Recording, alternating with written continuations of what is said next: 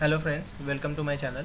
So today I am going to discuss problem from the code shape, and the problem title is top batsman. So in this problem we are given 11 number of players, and out of them some are good at batting, some of them are good at bowling, and there are a couple of players which are good at both, that is batting and bowling. And there is a coach and he wants to select exactly K players which can give maximum possible sum of scores. Okay, and so basically, like, whenever we are going to form K players combination, so we have to find out the number of ways where we can select exactly K players and which can also give us the maximum sum of their scores. Okay, so that is going to be our output. So as a part of input set, like here they have mentioned the two examples, so I would like to pick up this second example. So here in this initially they are given the total number of test cases, and then the list of 11 players scores which is associated with them, and finally, like, the K value. K stands for the number of players we have to pick up. Okay, so in this one you can see like here, if we consider like maximum possible value, so definitely we are going to take like 6, then 5, then next max is 4, and sorry, this 6, then this 5, again this 5, this 4, and apart from that, like, once these 4 players are selected, then another 2 players can be like this 2 and this 2, or these consecutive 2s, or one of them from this 2 or this one, like P1 player and this P10 player or P9 player. So that way we can achieve the maximum sum, that is going to be the 24. So there are 6 ways they have mentioned, like how we can make a selection which can give us the 24 as a maximum score value. Okay, so here one observation we can make out of this. They have mentioned like number of players, and we have to perform the we have to select the exactly K players. So we are not sure like how it is going to be. So it means that we have to find the total number of ways, and to find the total number of ways, one of the approaches we can follow, that is the bitmask technique. So before jumping into the code, I would like to revise the bitmask mechanism. So let's say we are given this array which contains the element 1 2 3. So the size of the array is 3, and to calculate the bitmask length or the number of combinations which can give us, or which can give us all the combination out of this array, it is going to be 2 to the power n, that is 8. Okay, so if I want to make a combination for 8 combination, so first can be the empty combination, then next to that, like, for example, I can select like 001, it means only 3 is enabled, or 010 I can say like 2 is enabled, or 100 I can say like this first element is visible, or if all are 1, then I can say like all the elements are set, that is 1 2 and 3. Okay, so here basically whenever we are going to discuss the bitmask, so basically it contains two things. One is the outer loop which contains the number of combinations based on the bitmap length, and in inner for loop contains the actual traversal bit through my array. Okay, so now let's look at the code. So here I have created this class top batsman, and in this first I am accepting the number of test cases, and the size of the players is 11, that is a fixed or constant.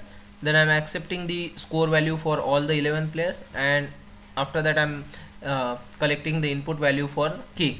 After that I'm calling this perform bitmasking function which contains 3 attributes: the array of scores, then number of players, that is 11, and number of players to be selected, that is a K. So here I'm having a hash map just to compute the maximum score value or sum value, and how many ways we are going to achieve that sum value. Okay, which will be the value. So that is a key value kind of hash map I have formed. So this is a typical formula to calculate the bitmask length, that is 2 to the power of n, which is 2 to the power 11, that is going to be the number of combination. So this is the outer loop which contains the masking or number of ways. Okay, next to that, here I'm using this function integer.bitcount So basically bit count function, what it does, so it, for example, if you have let's say n is equal to if you have n is equal to 10, okay, so in the binary representation it is going to be like 1010. So it calculates the number of bits or number of set bits, that is this one and this one, it is going to be the 2, so it will return the output as a 2. So here in this one, why I am having this if condition, for example, I can be having any number of element, but ultimately I have to select k players, exactly k players. It should not be lesser than k or greater than k. And to do that, out of this, for example, if we consider the second example or the first example, so here k is 3 and here k is 6. So out of these 11 players, for the first condition, at least 3 players or the 3 elements should be set. It means those 3 elements should be active. It can be this 3 or these 3, or here it can be like these first last 6 elements or middle 6 elements or the starting 6 elements. So that's why I'm having this condition. So it should calculate only those combinations which contain this bit count value equal to k. That is, it means that out of those 11, but specifically 6 players or 6 elements should be set to some value or set to 1, okay. So that's why this condition I have written over here. Next to that, as I mentioned, this inner for loop, what it contains is basically it travels from 0 to length of my array, and here this is the standard formula to check whether the bit is set, okay. So this is a very much standard formula for the bit masking technique. So whatever line mask is there, and this and this and condition checks whether the value for that particular combination is set. And this is a left shift operator by I times, so one gets shipped to the left side by I number of times, and it checks like whether this value is set, okay. If it is set, then only I am going to consider it into my sum value, otherwise I will not consider that value. So this way it will generate all the k combinations or k selections and their sum of that selected player into the sum. And finally, like once it is done, I'm adding that value into my hash map. Let's say if my hash map is already containing that sum value, then every time I will increment the it by plus 1, or if it is first time, then it will be having like 0 plus 1, that is a first time sum is detected, then it will just keep it as a 1 value against that sum. Once this is done, finally here I am using the Java Stream API just to calculate like just to return the number of ways to achieve the maximum sum value. So here what I am doing is, this is a map dot entry set. So first this whatever my map is generated, so it will convert into the entry set, and after that I'm calling this streams API, okay.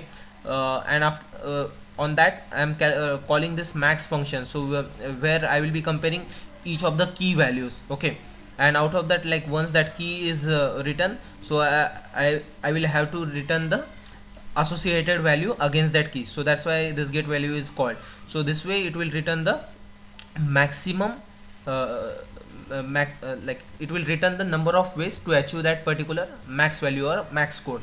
So I'm uploading this solution on the GitHub, so you can refer that link from the description, and you can refer this solution to solve this code shape problem, and your solution will be accepted. Thanks for now, and I will be posting more number of videos in upcoming days. Thank you.